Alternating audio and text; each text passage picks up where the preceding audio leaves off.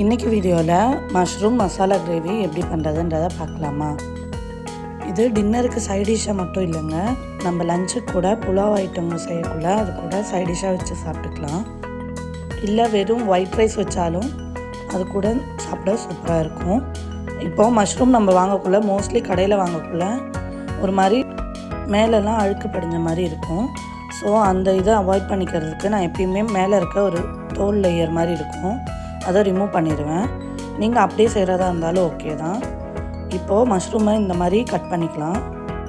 Cut பண்ண மஷ்ரூமை அப்படியே கிரேவியில் add பண்ணுறதை விட்டுட்டு கொஞ்சமாக பட்டர் ஆட் பண்ணி அதில் இந்த மாதிரி சாட்டே பண்ணிக்கணும்.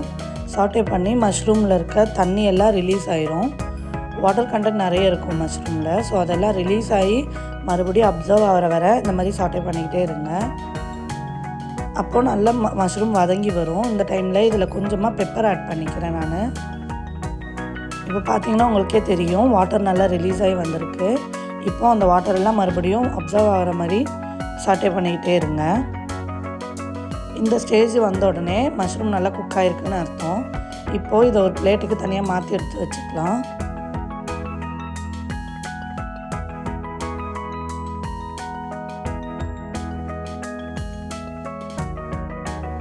மஷ்ரூமை நல்லா சாட்டே பண்ணி தனியாக எடுத்து வச்சாச்சு. இப்போது கிரேவிக்கான மசாலா ரெடி பண்ணிடலாம். இதுக்கு முதல்ல ஒரு 2-3 வெங்காயத்தை கட் பண்ணி ஆட் பண்ணிக்கிறேன். அப்புறம் 2 தக்காளியும் ஆட் பண்ணிக்கிறேன். ஒரு கொத்து கருவேப்பிலை, ஒரு 10-15, 3-4 மிளகாய், 10 பல் பூண்டு, ஒரு சின்ன துண்டு இஞ்சி, இது எல்லாத்தையும் சேர்த்து நல்லா ஒன்று பட மிக்சியில் அரைச்சி எடுத்து வச்சுக்கோங்க. அரைச்சதை தனியாக எடுத்து வச்சுக்கோங்க. இப்போது நம்ம மஷ்ரூம் சாட்டே பண்ண அதே பேனில் கொஞ்சமாக ஆயில் இல்லைன்னா பட்டர் ஊற்றிக்கலாம்.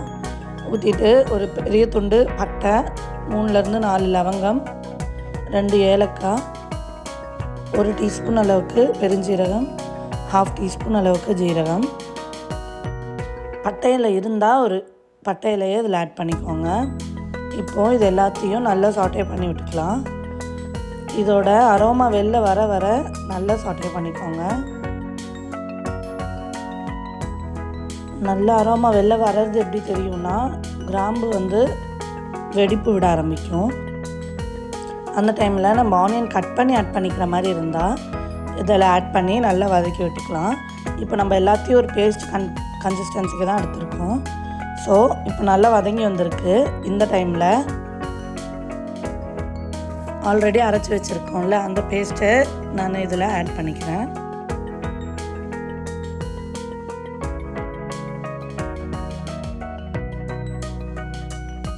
அப்புறம் ஒரு 1/2 டம்ளர் அளவுக்கு தண்ணியை மிக்ஸி ஜாரில் ஊற்றி நல்லா மிக்ஸி ஜார் ஃபுல்லாக இருக்க மசாலாவையும் சேர்த்து இதில் ஆட் பண்ணிக்கலாம்.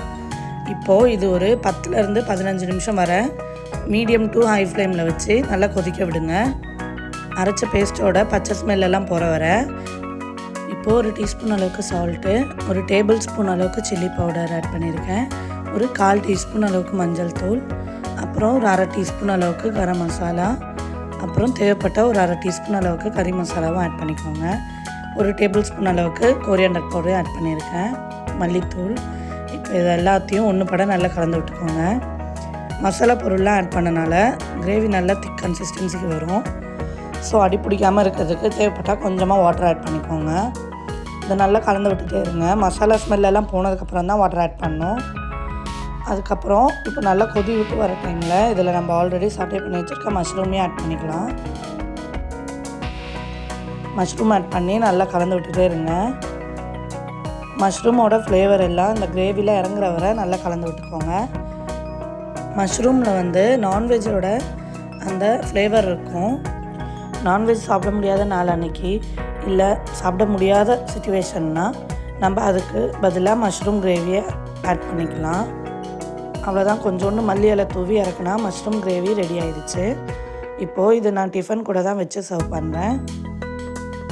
முன்னாடி சொன்ன மாதிரி இதை நம்ம எது கூட வேணால் வச்சு சாப்பிட்லாம். Rice, plain rice, pulao rice or chapati, puri, naan எது கூட வேணால் இதை சைட் டிஷ்ஷாக வச்சு சாப்பிட்டுக்கலாம். வீடியோ பிடிச்சிருந்தா லைக் பண்ணுங்கள், சப்ஸ்கிரைப் பண்ணுங்கள். வீடியோ அப்டேட்ஸ் உங்களுக்கு நோட்டிஃபிகேஷனில் வர்றதுக்காக பக்கத்தில் இருக்க பெல் ஐக்கானையும் மறக்காமல் கிளிக் பண்ணிக்கோங்க. இனி அடுத்து என்ன ரெசிபி செய்யலான்றதை கமெண்ட் செக்ஷனில் மறக்காமல் சொல்லிடுங்க.